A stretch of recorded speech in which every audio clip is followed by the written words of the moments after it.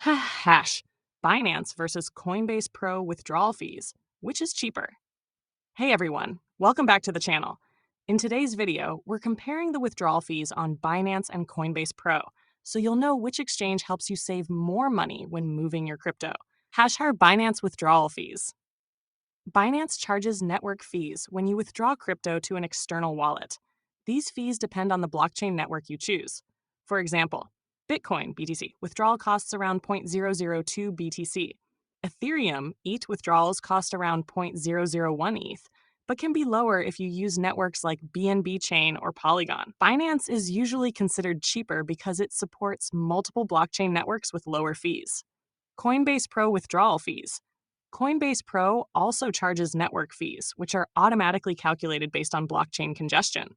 Unlike Binance, Coinbase Pro does not give you as many network options to choose from. Example, Bitcoin BTC withdrawal costs around 0.0005 BTC. Ethereum ETH withdrawal fees vary but are usually higher than Binance, since it mostly sticks to the Ethereum mainnet. Overall, Coinbase Pro tends to be more expensive when it comes to withdrawals. Key takeaway: Binance equals lower withdrawal fees plus more network options, good for saving money.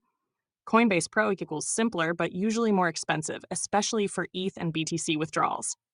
Final verdict: if you care about lower withdrawal fees, Binance usually wins. But if you value simplicity and trust with a US regulated exchange, Coinbase Pro might be worth the slightly higher cost. That's it for today's video.